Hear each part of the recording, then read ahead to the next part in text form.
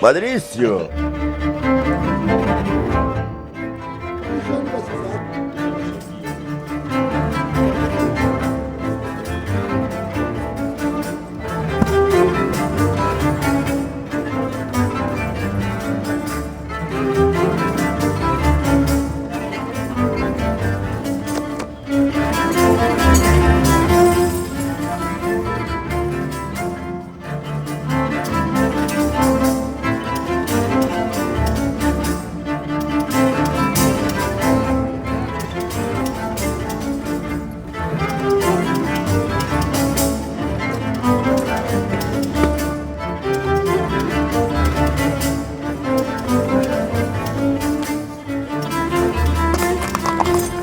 Boa, Patrício!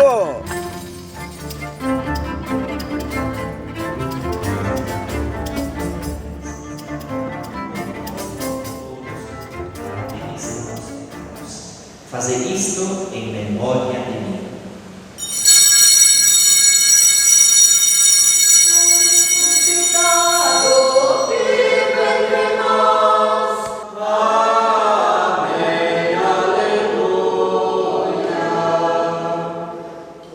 Em nome do Pai, do Filho e do Espírito Santo.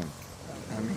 Caríssimos irmãos e irmãs, e a viagem que agora iniciamos confiantes tenha êxito feliz, com a assistência de Deus. Amém. E abençoe-vos o Deus que é Pai, Filho e Espírito Santo. Amém. Nós agradecemos as palavras religiosas que nos vão proteger a toda essa nossa caminhada. E por isso, então, a gente agradece a todos os cavaleiros que estão aqui também participando dessa nossa trilha, e nós queremos dizer para todos que nós já estamos iniciando a caminho da histórica cidade de São Nicolau. Por 2, marcha!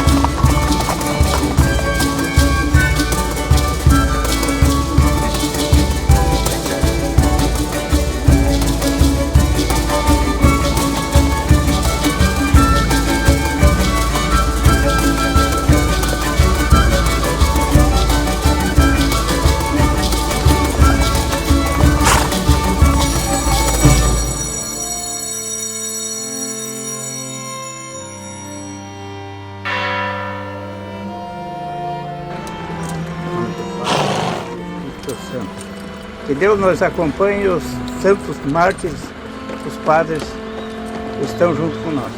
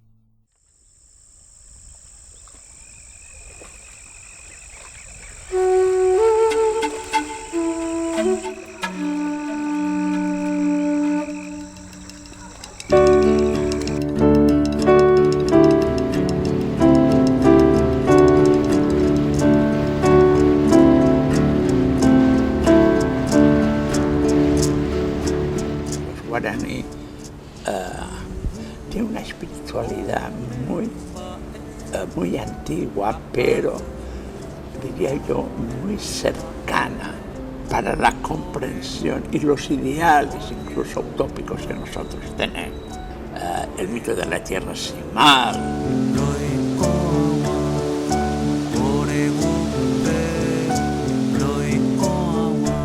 El Ivi Maranaú dos Guaranis, que é a Terra Sem Males, é um modo milenar de viver dos Guaranis. É uma terra de estar espiritualmente importante. Porque había una relación muy especial entre el guaraní y la otra vida. Ellos venían con la idea de la tierra sin mal. Que el guaraní siempre estaba buscando la tierra sin mal, lo que en la fe católica cristiana llamamos nosotros el paraíso. Su tierra sin mal estaba en esta tierra misma. Que é exatamente o centro do cristianismo, de tudo que Cristo deixou, aquele amai-vos uns aos outros. Então aí está o centro da Terra Sem Mal, no sentido de que vivemos no mundo atual com muitos males. E buscar a utopia guarani é exatamente buscarmos uma proximidade da ideia cristã, a ideia de Jesus.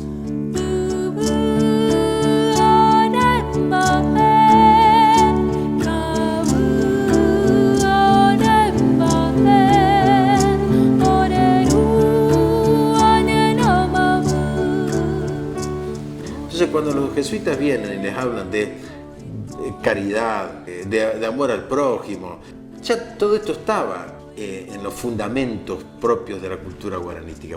El guaraní eso lo tenía bien claro, de manera tal de que para él, igual que para el castellano, la palabra era el alma.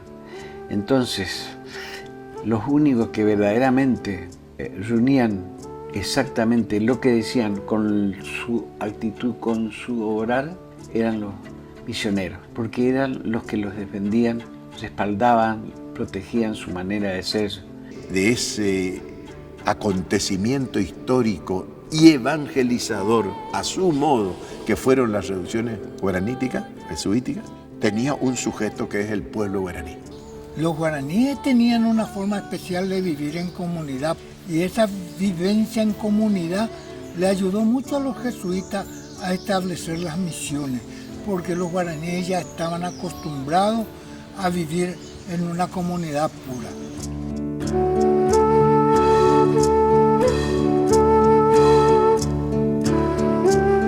Los guaraníes ya conocían lo que era vivir urbanísticamente, porque ellos vivían en los tecoá. Comencé a visitar las aldeas, los tecojá que nosotros decimos. Que es muy interesante porque el concepto de tecoá no es solamente el concepto de aldea. El tecó en guaraní es el modo de ser. Eso está emparentado con el sistema de reciprocidad de los guaraníes, el tupambaé. Ellos vivían a partir de la reciprocidad. La economía de reciprocidad. Los antropólogos lo han estudiado mucho. Y que en guaraní está muy bien expresado con una palabra que es chopoy. Y chopoy está compuesto de mano, po, yo, intercambio y abierto. Manos abiertas unos para otros. O sea, es una distribución equitativa. Por eso, entre los guaraní está la forma de trabajo que llamaron avambaé, el trabajo del hombre, el trabajo de la persona para su familia, y el tupambaé, que eran las chacras comunes, la construcción de la iglesia, la construcción de casas, las estancias de ganado. Eso era tupambaé.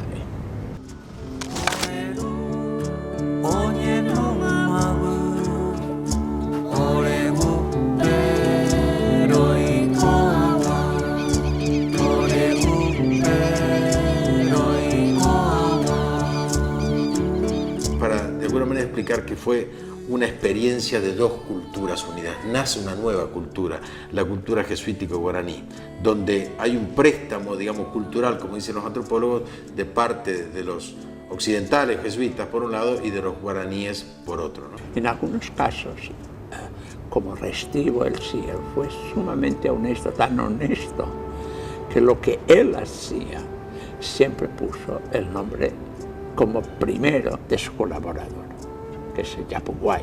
O sea, es realmente un trabajo hecho entre los dos. Hay un intercambio de saberes muy grande, muy importante, y se ve muy claramente en la botánica. Hay libros de botánica y de medicina, el famoso Montenegro, por ejemplo, que recoge toda la sabiduría indígena de la farmacéutica guaraní, ¿no? Pero sí hay un intercambio de saberes como no pudo ser de otra manera, es decir, como siempre lo hay. Y los jesuitas, por supuesto, también tenían una apertura grande como para absorber distintos saberes de los pueblos indígenas, ¿no? Empezamos a descubrir que lo que se decía de ese pueblo, lo que decía de su modo de ser, tanto religioso como cultural, como social, era lo que hacía nuestra gente en el paraje, allí en Capitaminí, en Uguaví, en Yaguarí, en los distintos parajes nuestros, es decir, sin ir lejos. Entonces, eso nos empezó a alegrar más todavía, porque digo, entonces aquello no pasó, aquello está. Y esto es parte importante, es lo que nos define ahora. Buenas noches, la recibimos a la reina de Corrientes, María de Itatí con nosotros. ¡Arriba los pañuelos! ¡Bienvenida a esta tu fiesta! ¡Tierna Madre de Itatí! ¡Aquí estamos tus peregrinos! ¡Viva María de Itatí! ¡Viva los peregrinos de la Virgen! Tenemos una madre y se llama María. Tenemos una madre y se llama María. ¡Viva María de Itatí! ¡Viva! Y en este momento especial. Y entonces entramos por un camino de mirar a nuestro pueblo y mirar su cultura y su modo de ser y su religiosidad con ojos de buen pastor, como dice el Papa Francisco, que es la única forma de poder evangelizar en serio la fe y las expresiones de fe de nuestro pueblo.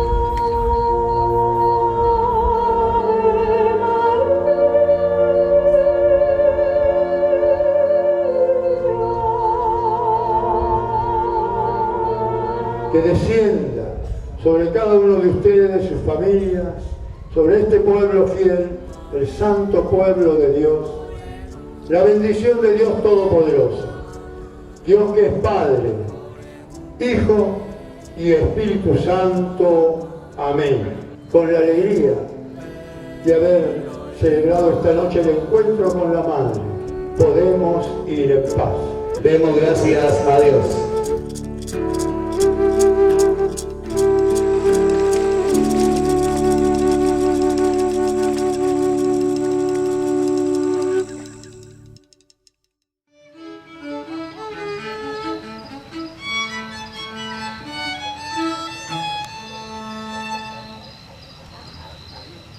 Todavía no queda muy claro cuándo empiezan los pueblos de indios a existir como tal. Sí es claro que en 1580 ya los franciscanos inician ya los pueblos de indios franciscanos, ¿no? Tanto que están cercanos a Asunción, tipo Yaguarón, Altos, como más al norte. Cuando hablamos de las misiones jesuíticas, en primer lugar hablamos de 30 pueblos. 30 pueblos entre 4.000 y 5.000 habitantes cada uno. Pero aparte de los pueblos vivían también en las chacras y en otros sitios. La población guaraní, durante toda la época colonial, es una población que oscila siempre entre los 80, 90.000 y hasta 140.000 personas. Es decir, esa masa organizada es cuantitativamente superior a la población de Paraguay y de Buenos Aires sumada, con todos sus pueblos, con todas sus pequeñísimas ciudades. Es decir, el peso demográfico es muy grande. Eso no se lo suele tener en cuenta. Pero los guaraníes, bueno, había unos indios que andaban por ahí. No, eran muchos. Y estaban organizados.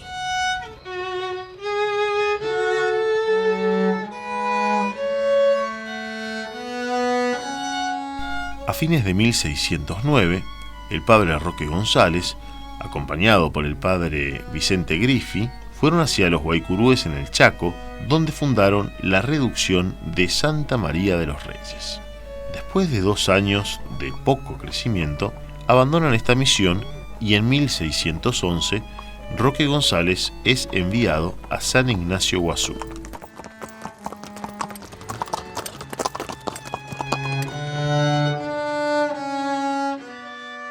En 1611 viene San Roque González de Santa Cruz, está 4 años acá.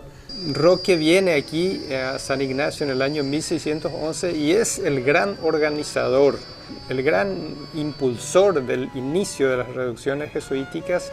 Acompañó la formación del pueblo, ¿verdad? Él mismo personalmente trabajaba con los indígenas.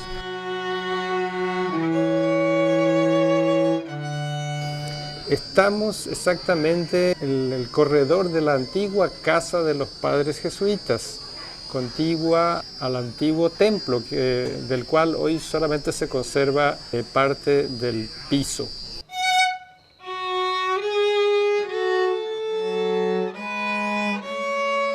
Estamos ubicados ahora en este momento en la capilla del Niño Jesús, alcalde o intendente.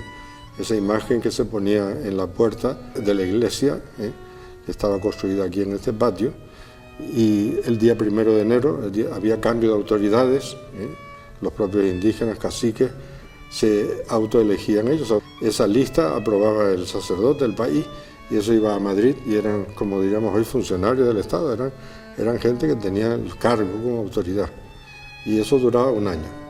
Nunca, en 160 años, nunca hubo un solo motín contra los países porque no estaban de acuerdo con las autoridades.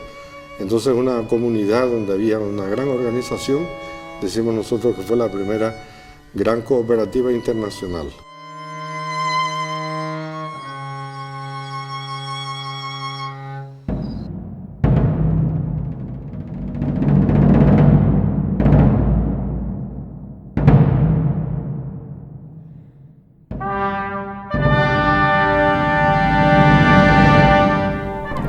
Del Paraná, el 25 de marzo de 1615, los padres Roque González y Diego de Boroa fundan Nuestra Señora de la Encarnación de Itapúa, en la actual Posadas, provincia de Misiones.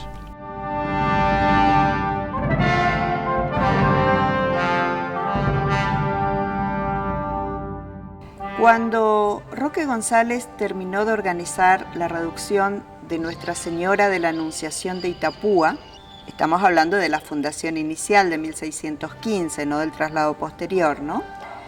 También en ese momento colaboraba intensamente con Yaguapoa, que es otra de las fundaciones hecha por Roque González en las proximidades del Paraná. San Roque González de Santa Cruz funda la misión de Santa Ana del Iberá, donde reunió otras parcialidades de guaraníes y levantó una cruz como señal de futura reducción.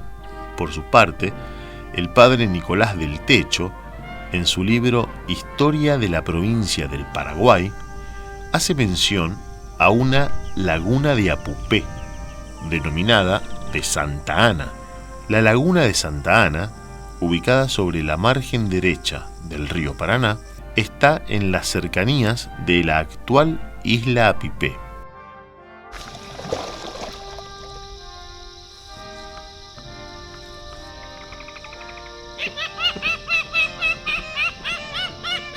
Solo perduraron San Ignacio Guazú y Encarnación de Itapúa, Laguna de Santa Ana y Yaguapoa, por consejo del gobernador Hernando Arias de Saavedra, Hernandarias, por orden de Hernandarias y de común acuerdo con Bolaños, que era el superior, traslada toda esa población a la misión franciscana del Yaguarú para formar junto a esos y junto a otra gente de la isla de Apipé el pueblo de la pura y limpia Concepción de Nuestra Señora de Itatí. Bienvenidos, queridos peregrinos. ¡Viva los peregrinos de la Virgen! ¡Viva! Bueno, soy el Padre Roberto, estamos de fiesta porque es la fiesta de la Inmaculada Concepción y más en este santuario porque el pueblo de Itatí acaba de cumplir 399 años y hoy sería el primer día del año 400. El fundador es el padre Bolaños, pero la fundadora es María porque ella estaba aquí y alrededor de la Virgen se fundó el pueblo. Por eso, al entrar a saludar a la Virgen, pensemos que estamos conectados con 400 años de historia.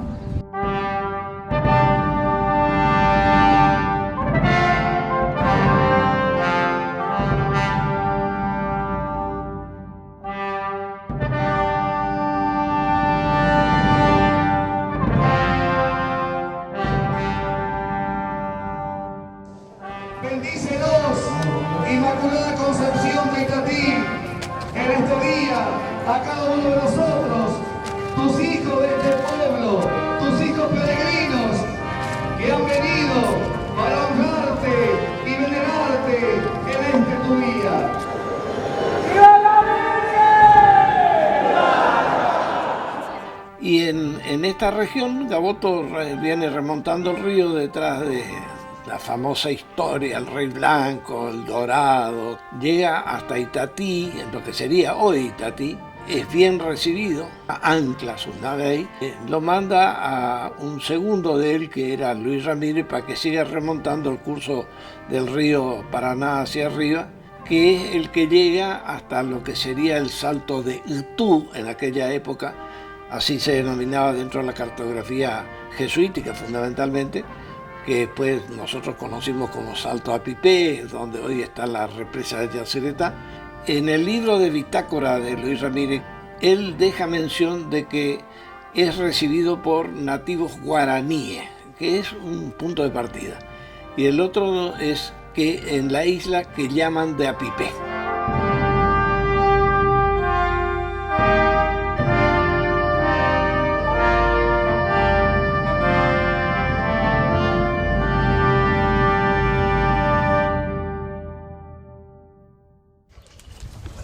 Então, vamos fazer uma pequena prece para que os santos mártires e Deus Nosso Senhor nos ajude para nós fazer isso tudo bem tranquilo. Em nome do Pai, do Filho e do Espírito Santo. Amém.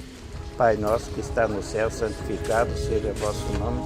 Venha a nós o vosso reino. Seja feita a nossa vontade, assim na terra como no céu.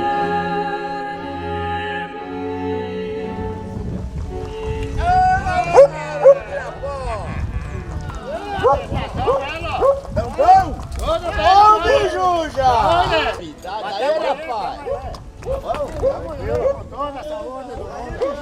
Ficou de vir um dia antes, papai. Juja! Fala! Vamos. Tá bem, graças a Deus. Juja, rapaz. Tu dá pra ele e tu dá pra mim. Prova minha. Bom dia. Obrigado pela presença aí. Mas muito boa. Que coisa! Mas não, bom dia. Vou paisano ali, tomar um trago. Patrício! Sou Sérgio Venturini, professor de História, que para mim, Roque Gonzalez, foi o padre jesuíta que melhor desempenhou essa função de conquistar novas almas, fundando várias reduções. Roque González, este criollo asunceno, que realmente tuvo una visión del territorio asombrosa para la época. Roque González recorrió y exploró, llegando hasta el río Arecutaí. 1618 logra avanzar la ruta o el camino que bordea la sierra del sur de Misiones por la zona de campo. El río Arecutaí o el arroyo Arecutaí, el arroyo que hoy lleva nombre, el arroyo Tunas en el sureste de Misiones. Donde logró bautizar al cacique Cuaracipú y con él a toda la parcialidad guaraní que lo seguía. Un personaje clave para Roque González, que era Cuaracipú. De hecho, los jesuitas tenían una estrategia muy simple. Logrando la conversión del jefe, se convertían todos. Es así como fundó, el 8 de diciembre de 1619, cercano al río Uruguay, la reducción de Nuestra Señora de la Limpia Concepción de Ibitiracuá,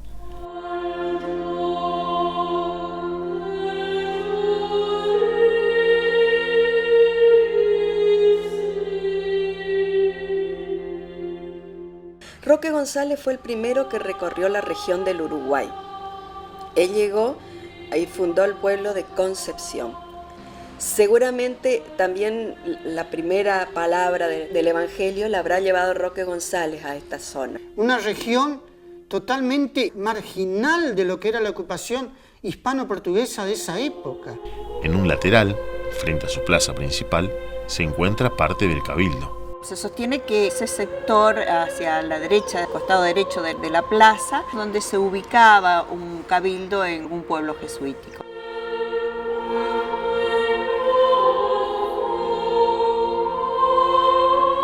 La iglesia de Concepción fue una de las más amplias y esto tiene que ver también con la población que se mantuvo casi en forma permanente, entre unos 3.600, 3.500 habitantes. La iglesia de Concepción, que es atribuida al hermano José Brassanelli. Justamente, Brassanelli trazó un plan de reforma barroca en base a esos datos que él tenía, de que los indígenas copian. Entonces, él hizo estatuas pequeñas, modelos, que tenían que circular por los talleres para que los indios copian. Entonces, en muy poco tiempo, estarían las misiones equipadas de imágenes barrocas. Pero no prosperó eso, porque los guaraníes no querían copiar, introducen reformas, cambian algo, mejoran. Eran extraordinariamente talentosos. El oído extraordinario que tenían, como también tenían muchísima habilidad para las artes plásticas. De ahí es que podemos entender cómo en el siglo XVII ha surgido un arte autóctono, pero el estilo propio de los guaraníes es el estilo que hemos calificado estatua horcones. Y con esas imágenes chocó Brassanelli cuando quiso introducir la reforma barroca. Lo que caracteriza así casi paradigmáticamente el momento jesuítico es la entrada, sobre todo con Brassanelli, y en ese momento de la escultura barroca en el Paraguay. ¿El resultado cuál fue? Por ejemplo, tenemos el caso de Concepción, la iglesia de Concepción. Él hizo una inmensa fachada con 6 hornacillas para poner sus imágenes barrocas que iban a ser la escuela de todos estos escultores. Si bien Brassanelli en el proyecto de la iglesia contempló espacios, son nichos, para la colocación de estatuas. Entonces, en lugar de poner sus imágenes barrocas, hoy sabemos que esas imágenes fueron talladas por los propios guaraníes y levantadas en ese templo. Que a los 15 años de estar Brassanelli enseñando barroco, los indios trabajaban con el sistema estatua horcón de barroco, no sacaron en limpio nada. Esas imágenes, horcones, llegaron a su mejor expresión en la patrona de Santa María de Fe. Tiene un proceso, yo diría, bastante largo de gestación, pero van apareciendo como reacomodos de esas estéticas. Con el tiempo se ve que en los talleres hubo un contacto y hubo intercambios y los guaraníes aceptaron los pliegues barrocos, pero no aceptaban miradas al cielo de éxtasis barroco como los santos europeos. La mirada es fundamental. La cultura guaraní, sabemos que la madre cuando amamanta a su hijo lo tiene que mirar. Entonces esas vírgenes miraban, al mirar ejercían su maternidad sobre los guaraníes, porque en Santa María de Fe no hay una sola imagen con un santo mirando al cielo. Significa una resistencia, además significa una conciencia de defender algo que era lo que llamaban ellos ñanderecó, nuestro modo de ser. En nuestro modo de ser, en nuestro antiguo ñanderecó, en esto que es una síntesis que se ha dado y que tiene que ver con la evangelización.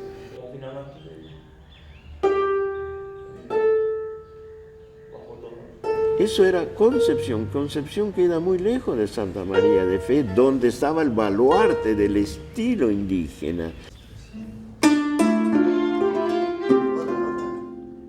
En ese trazado de la nueva colonia, se proyectó la colonia sobre el antiguo pueblo jesuítico. Este capitán Verón Astrada no aceptaba que los guaraníes se reunieran ahí a rezar, y entonces las hizo sacar con lazo, las enlazó y las volteó y se quebraron las cabezas.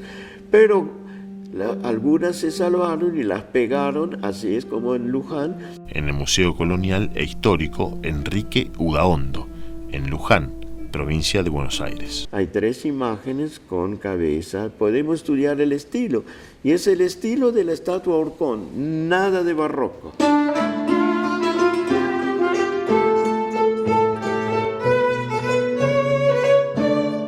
En la Casa de la Cultura están expuestos los restos líticos más relevantes de este conjunto jesuítico. Es la primera casa de material construida en Concepción de la familia Pernigotti, que hoy es un interesante centro de cultura. Esos restos arquitectónicos están protegidos en un lugar adecuado.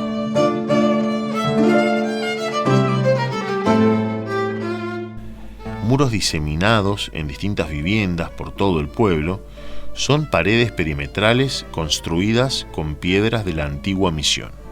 Un aljibe o pozo de agua son algunos de los testimonios que quedan en pie de este pueblo misional. Que Brassanelli talló un San Miguel y descubrió que para los guaraníes el mal, en lugar del diablo común, no, la anaconda que se tragaba vivos a los guaraníes. En la zona de las misiones no se llamaba anaconda, no. En la zona esa es Curiyú. Pero Brassanelli, curiosamente, define claramente su postura. Se inclina en la cultura guaraní y se incluye una boa constrictora ahí. Eso no había en Europa. Ojalá pudiéramos juntar e hilvanar más las curubicas, los pedacitos, para ver si armamos este rompecabezas que en el fondo está armado en nuestro corazón, en nuestra alma, en lo que es nuestra identidad.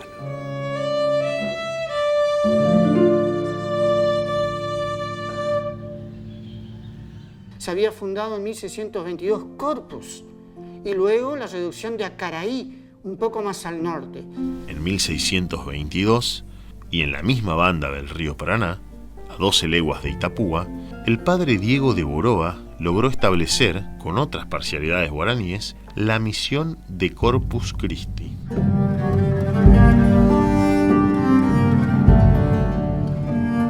Corpus primero fue fundado del lado de la margen occidental del río Paraná.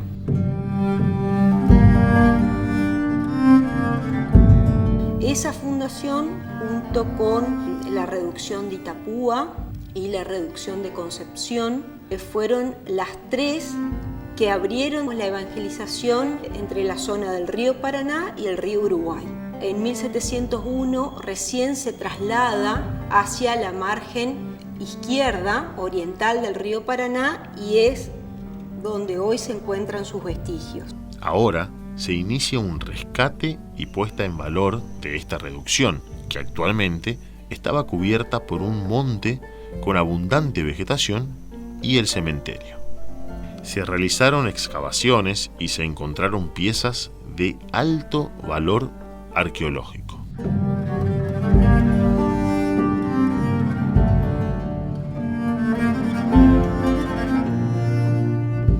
El templo jesuítico, sobre la parte más alta del monte, un muro del templo que une el templo con la residencia, sí que es muy impresionante porque está como en un pozo y arriba ha nacido una higuera gigante, pero es un sitio muy importante porque es donde se ve una gran altura de un muro, ¿no es cierto?, para poder conocer cómo era el ensamble de las piedras. Pero es como que estamos cruzando por encima del muro y salimos a la parte de atrás, que sería la huerta. Está el colegio y los talleres. Hacia otro lado se encuentra conservado el cementerio y parte del Cotiguazú.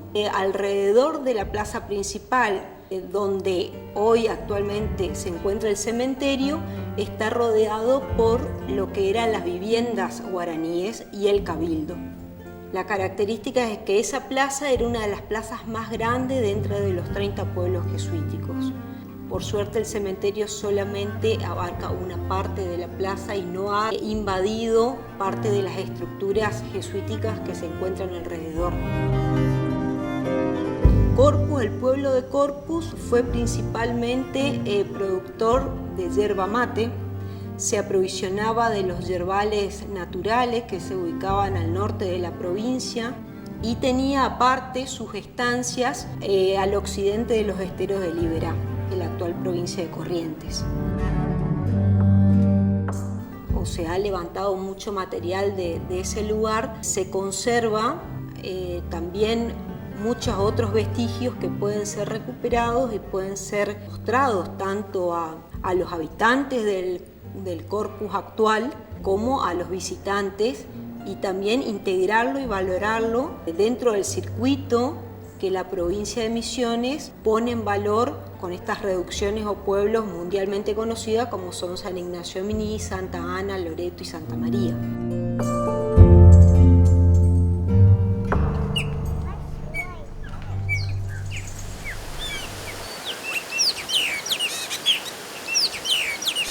Después, el padre Boroa se internó por la cuenca del río Iguazú, acompañado por Tabacambí, y tras persuadir al cacique Taupá, se inició un nuevo poblado, que en 1626 dio lugar a la misión de Santa María del Iguazú. Fundada allí mismo donde confluye el Iguazú con el Paraná, en un lugar que hoy está dentro del Parque Iguazú, del lado brasileño. En el año 1626, también una carta anua de Santa María de Iguazú cuenta que el padre Vicente Badía diseñó un hermoso retablo y sus carpinteros guaraníes lo hicieron. Eso es la cultura de la madera, lógico. Y seguramente hicieron también estatuas en sus nichos. Lo más antiguo que podemos encontrar en las misiones son estatuas con la cabeza y manos desarmables. La mayoría de las más antiguas se guardan en el pueblo de Santiago, en el Museo de Santiago. En caso de incendios se sacaba la cabeza y se quemaba todo, pero era fácil de reproducir. Además, los indios no tenían prensas, no tenían todos los instrumentos que tenemos hoy, entonces entre las piernas apretaban con los muslos y trabajaban una cabeza. Corpus, Acaraí, Santa María del Iguazú eran las escalas para llegar al gran núcleo de reducciones fundadas en el Guairá por los padres Cataldino, Maceta, Montoya. Abrir esa comunicación, y ese fue el objetivo de Santa María la Mayor. En su inicio fue Santa María del Iguazú. Debido a los ataques bandeirantes, se trasladó hacia el sur, desde el Iguazú hasta el río Uruguay. Y bueno, para hablar de esta historia de Santa María la Mayor, tenemos que hablar del año 1626. Era una región en donde ni españoles ni portugueses habían logrado afirmarse. Miles de guaraníes habían encontrado refugio escapando a la más terrible persecución de los esclavistas portugueses, los renombrados bandeirantes o mamelucos. Y la Compañía de Jesús es la que emprende esta tarea, la de entrar al territorio, donde el único camino de entrada eran los ríos, y a través de los ríos se llegaba a los afluentes que permitían ingresar aún más al interior de ese territorio poblado de indígenas. Una etapa en donde los padres Antonio Ruiz de Montoya, el padre Roque González de Santa Cruz emprendían, fundamentalmente estos dos sacerdotes dentro de la Compañía de Jesús, lo que ellos llamaban entrar al Paraná y al Uruguay.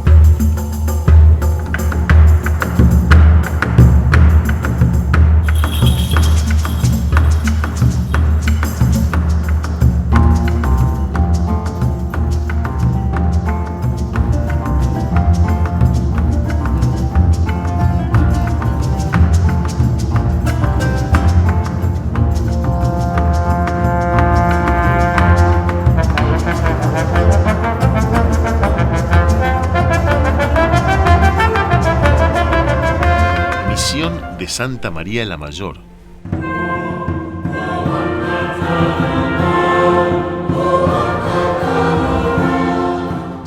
María la Mayor porque, para diferenciarle de Santa María de Fe, que está en Paraguay. Lo de la Mayor se refiere a no una cuestión de tamaño o magnitud, sino que era más antigua. Y allí está Santa María la Mayor desde 1633, el asentamiento original, a escasos kilómetros del río Uruguay, estaba en una zona que era bastante baja, que de algún modo impedían la expansión urbana de la reducción. Eso, bueno, llevó a la necesidad de mudarla. De este modo es que Santa María, hacia la década de 1690, se establece en el sitio en el que hoy vemos las ruinas de la reducción.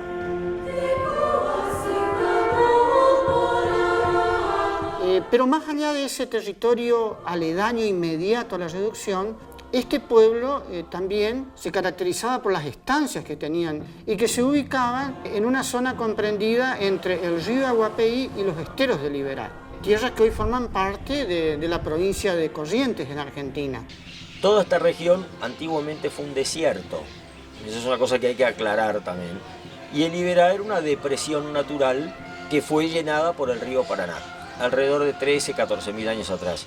Las estancias de Corrientes son las primeras estancias de cría, después de los criaderos jesuíticos, porque los jesuitas fueron los primeros en criar hacienda vacuna, caballos, ovejas, bajo condiciones controladas. Por eso en el lema de la Sociedad Rural de Corrientes figura cuna de la primera estancia argentina. Los jesuitas constituyen los pueblos, las misiones jesuíticas, pero también tenían estancias de cría con las cuales proveían cueros, cerdas, tendones y además la provisión de carne para el enorme número de gente que tenían estas poblaciones. Acá el tema para la cría de vacunos, caballos y ovejas era la presencia de jaguares, ¿cierto? Animales muy peligrosos.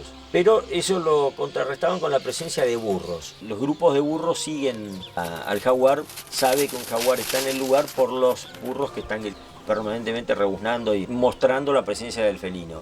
Y fíjense que todas las estancias jesuitas tenían burros, no solamente para producir mulas, porque también había muchos caballos, pero para poder mantener los vacunos a salvo de los jaguares.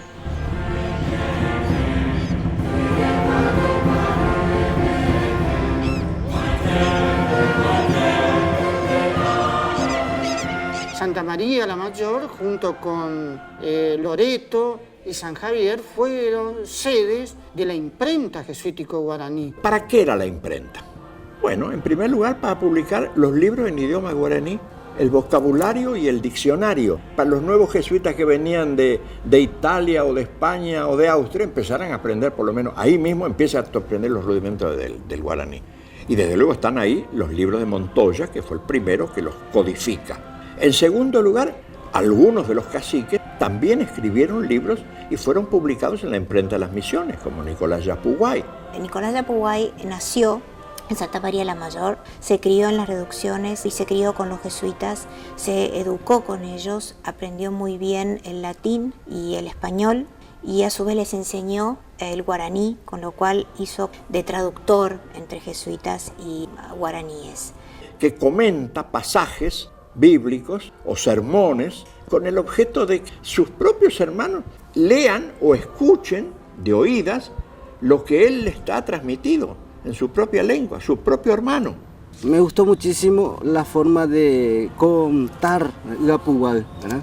Trabajando el primer sermón, ¿verdad?, sobre el nacimiento. La forma de hacer Yapuguay es muy familiar, ¿verdad? Lo hace desde en castellano sería desde su corazón, ¿verdad? Mi nombre es Juan Lino Flores, soy de la comunidad guaraní de Santa Teresita, Chaco Paraguayo, departamento Boquerón, del Vicariato Apostólico del Pilcomayo. Soy sacerdote católico, trabajando con los sermones y ejemplos en lengua guaraní por Nicolás Yapuguay.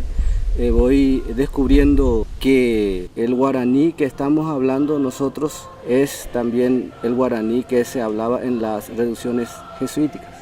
Nos han dejado libros que, bueno, tanto de los que ha escrito Nicolás Yapúa como el Catecismo de Nicolás Yapúa, aparece la Virgen María, un pequeño grabadito que se cree que es una xilografía, que es una pequeña talla de María y el niño. Dicen debajo Santa María de la Mayor, es decir, del lugar de donde estaba localizada la imprenta en la cual fueron editados. Todos los que han surgido de esta imprenta, que funcionó del 1700 a 1727.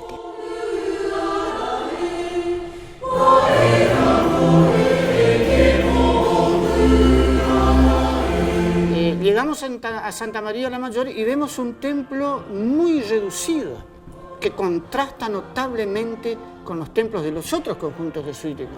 Y esto responde en principio a una circunstancia histórica, ¿no? Y es que en 1735, durante los festejos patronales del pueblo, en plena época jesuítico-guaraní, se incendia el templo.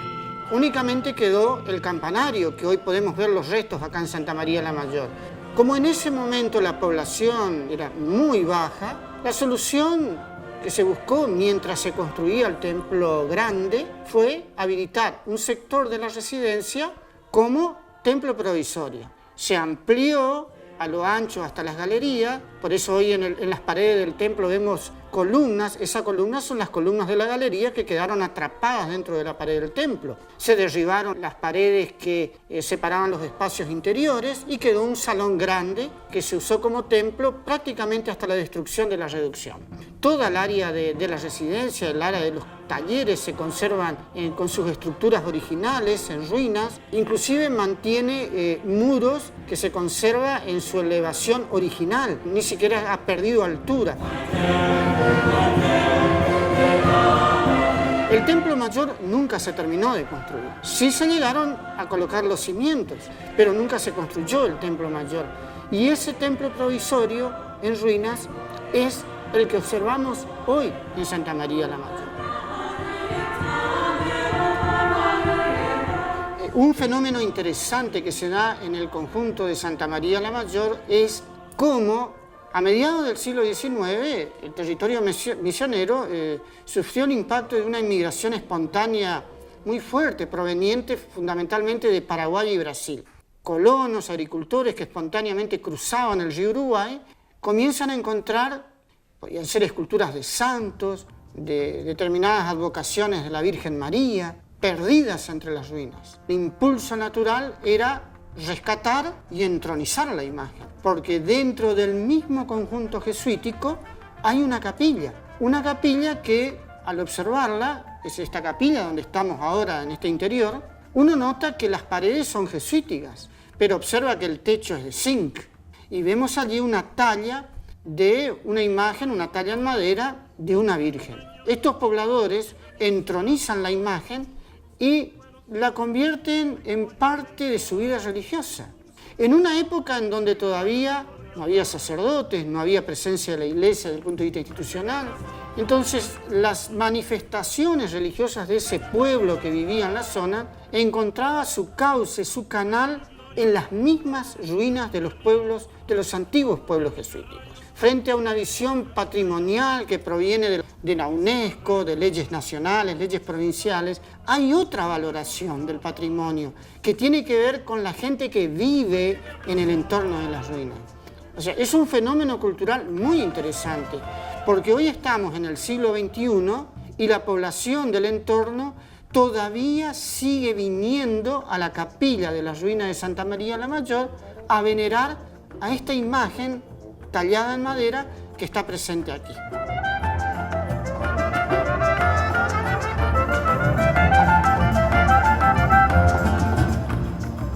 Actualmente se realiza todos los años la cabalgata por la senda de los santos mártires en Río Grande do Sul.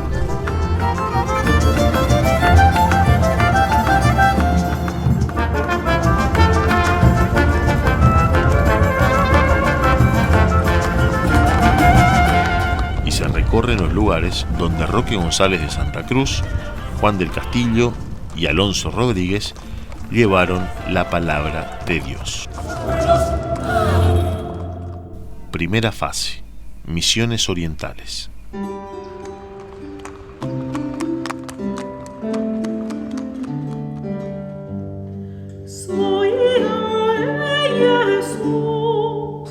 En el paraje llamado Paso del Padre, en San Isidro, es por donde ingresa Roque González al actual Rio Grande do Sul. Sem nenhum exagero, que foi Roque González o primeiro homem histórico a chegar ao atual estado ou província do Rio Grande do Sul e deu início à nossa história. Allí celebra una misa en la margen oriental del río Uruguay.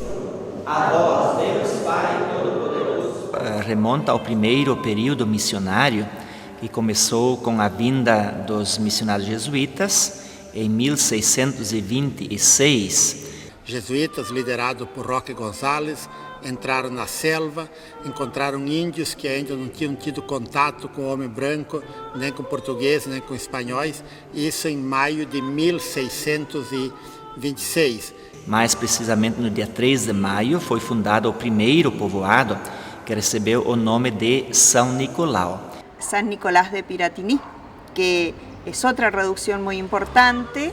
A figura do Roque González de Santa Cruz é uma figura fundamental para entender o modo jesuítico de ser, de estar. Então é muito importante isso, e isso tudo vem da primeira fase.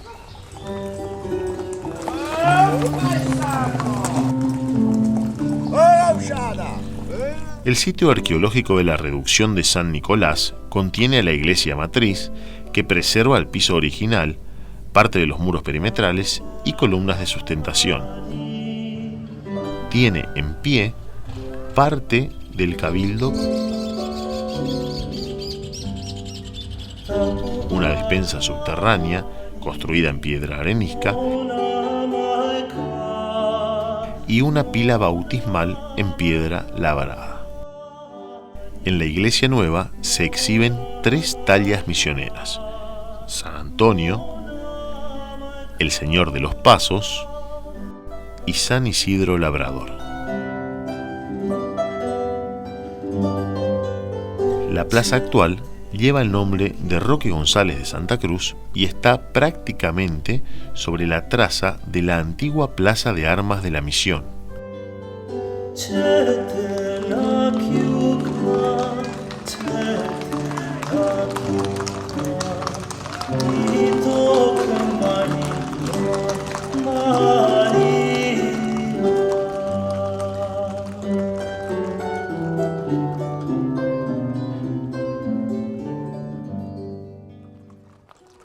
El provincial le encargó al padre Roque González la misión cerca del río Ibicuí. Subiu por rio Ibicuí e teria erguido uma cruz e lá batizado aquele local como Nossa Senhora da Candelária do Ibicuí. Mas lá os índios destruíram a cruz. La misión fue destruida enseguida. Lo que es absolutamente importante, que está detrás de la decisión de abrir el territorio a las misiones, es que los jesuitas son la última orden religiosa que viene en realidad de las grandes órdenes. Entonces van a ocupar lugares o espacios territoriales que son espacios no allanados. Entienden de que ellos deben avanzar sobre un territorio que no ha sido explorado, que no ha sido de alguna manera catequizado. Tenía enormes riesgos y tenía enormes ventajas, es decir, se podía dar forma a un nuevo proyecto. El Roque González, con el padre Romero, en el paraje Caazapá-Miní, en 1627. En 1627, Roque González va a proceder a la fundación de Nuestra Señora de la Candelaria. Como Candelária do Caazapá-Miní e também às vezes chamam de Candelária do Piratini. Candelaria es una reducción cercano al Piratini. Essa Candelária aqui foi importante, isso aí foi em 1636 a 38. Foram para outro lado e fundaram Nossa Senhora Candelária do Paraná, que foi a capital administrativa dos 30 povos das missões. Contaba también con la capital de los 30 pueblos, que era Candelaria. Y allí residía el Padre Superior. El superior de la zona de las misiones del Paraná, ¿no? Es decir, ahí había 3 jesuitas, ¿no? Y tenían la biblioteca más importante. Ese era el centro administrativo civil, ¿sí?, de los 30 pueblos, que a su vez ese superior respondía al provincial, que residía en Córdoba. Un provincial al cual se le enviaba anualmente la información del desarrollo de esos 30 pueblos, que es lo que da origen a las famosas cartas anuas. Y el nivel de organización y de información, las cartas anuas todos los años de información, las cartas de los provinciales a los superiores, las cartas, es decir, el permanente relevamiento de la población, los censos. Tenemos el plano de Candelaria, que también es otro dato importante hecho por los propios jesuitas.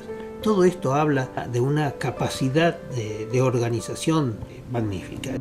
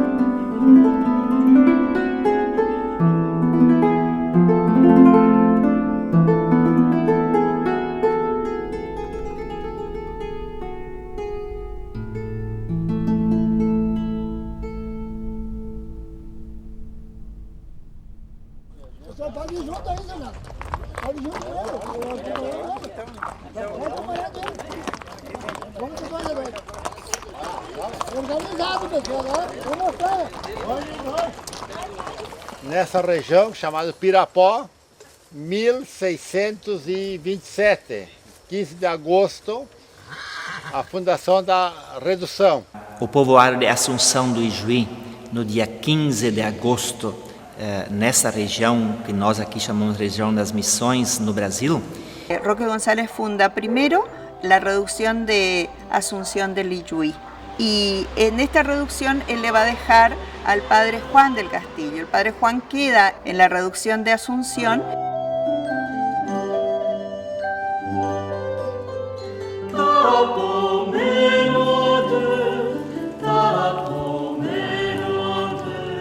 Y Roque González se dirige a fundar lo que va a ser Todos los Santos del Caaro.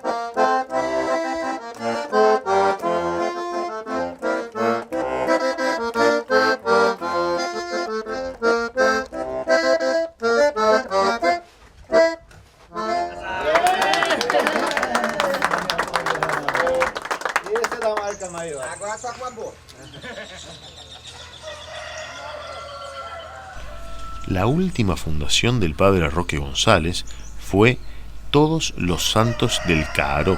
Caaro, que significa erva amarga, o nome veio da planta que existia abundante aqui nessa região, que os índios usavam na sua medicina, muito amarga, por isso Caaro. La reducción de Todos los Santos del Caaro empezó el 1 de noviembre de 1628 en el actual sur de Brasil, ¿verdad? Están los tapes con la entrada de Roque González. Él no dimensionó que en esa época ya los españoles tenían muy mala fama. Por eso le pidieron al padre Roque, cuando vino a visitarlo un hermano, que se vayan rápido porque están muy inquietos los guaraníes. Y resultó que el indio Potiraba venía de la colonización española. Es decir, cuidado con los españoles. Entran de mansito y después nos traen las encomiendas. No sé si lo sabía o no lo sabía, Potiraba, pero de hecho los jesuitas no traían la encomienda, eran los enemigos de la encomienda. Tocó muy profundamente a la cultura guaraní, sobre todo al sector compuesto por los payé, los yamanes, que se sintieron amenazados. En la misión de Caaro, El 15 de noviembre de 1628, mientras Roque González trataba de colocar la campana en la nueva iglesia, fue atacado junto con su compañero Alonso Rodríguez.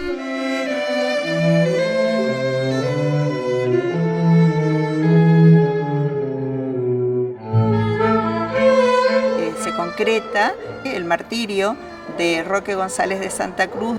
Allí Roque es martirizado por un grupo de guaraníes que estaban inconformes con la propuesta jesuítica. Él junto con un compañero español jesuita más joven, Alonso Rodríguez, y en ese mismo día también es martirizado un cacique guaraní no bautizado aún. Le denominamos Arazunú, que significa en guaraní trueno, porque él enfrenta a los que mataron a los padres, ¿verdad? Les denuncia su crueldad y es también martirizado ese mismo día. Bueno, que hay muchos mártires también indígenas y sin embargo mueren por defender ese nuevo modelo de integración social, política y religiosa. Incluso algunos con el bautismo de sangre, porque el que muere con Roque González todavía no se había bautizado. 2 días después también es martirizado Juan del Castillo en una reducción vecina. Mas gostaria de saudá-los ainda a todos, desejar as boas-vindas a este local, a este martírio de João de Castilho. Essa lembrança dessa história, desses acontecimentos é saudável a nós que nos dissemos missioneiros, né? E que cultivamos esta herança recebida dos santos mártires e por intercessão também deles, cultura indígena, que cada vez mais também sabemos valorizar essa boa acolhida, sintam-se bem e com a bênção da chuva também, né? Este ponto aqui é pouquíssimo conhecido. João de Castilho foi morto, foi arrastado, sacrificado, maltratado até esta cruz, abandonado por aqui. Depois da morte dos missionários aqui em Caró, a igrejinha foi destruída, os corpos foram jogados em cima dos escombros, colocaram fogo e na manhã seguinte contam os índios que eles ouviram uma voz que parecia sair do peito de Roque González. Por isso se diz assim, Caró é o lugar onde o coração de Roque González falou. Mas o fato interessante na história de Roque González é que o corpo todo sofreu o processo natural da decomposição, mas o coração se preservou intacto. A ciência até hoje não tem uma explicação clara, definitiva sobre o fato. E nós dizemos que isto é uma manifestação de Deus. Deus que preservou o coração deste homem que tanto amou a humanidade, que tanto amou os grupos indígenas, e Deus então preservou esse seu coração. João de Castilho foi morto, o corpo dele foi recolhido junto com o corpo de Padre Roque lá e o Padre Afonso e levado para Concepción de la Sierra. Concepción que fica uns 12, 13 quilômetros para lá do Passo do Padre, onde nós saímos ontem. E daí, quando chegaram lá, os restos mortais, viram que tinha uma fronha com alguma coisa, abriram, era um coração. O único que tinha o peito aberto era Roque González, então identificaram, esse coração é de Roque González. Por isso o coração foi para Roma, ficou muitos anos lá. Hoy, amadísimos hermanos y hermanas de Asunción y de todo Paraguay, es un día de fiesta grande para vuestro país y para toda la Iglesia. Como sucesor del apóstol Pedro, tengo la dicha de celebrar esta Eucaristía en la que son elevados a los altares un hijo de esta querida ciudad de Asunción, el Padre Roque González de Santa Cruz, primer santo de este queridísimo Paraguay, y sus 2 compañeros, los padres Alfonso Rodríguez y Juan de Castillo. El Papa Juan Pablo II los proclamó como santos mártires rioplatenses en una ceremonia en Asunción.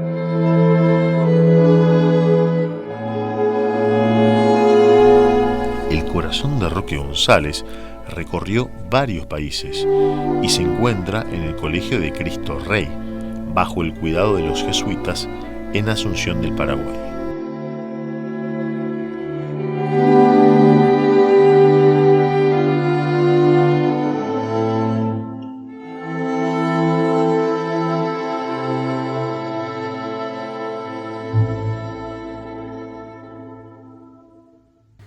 Nosotros nos bendecimos rezando el Padre Nuestro así, ¿no? Queremos que lo que nos enseñó Jesús, decirlo de vuelta así sencillamente, para todos, pero especialmente para nosotros que lo necesitamos. Diosito, papá querido, que tu nombre sea honrado, que llegue ya tu reinado y se haga tu voluntad. Que a nadie le falte el pan, que tu amor nos dé el perdón, nos cuide en la tentación y que nos libre del mal. Amén.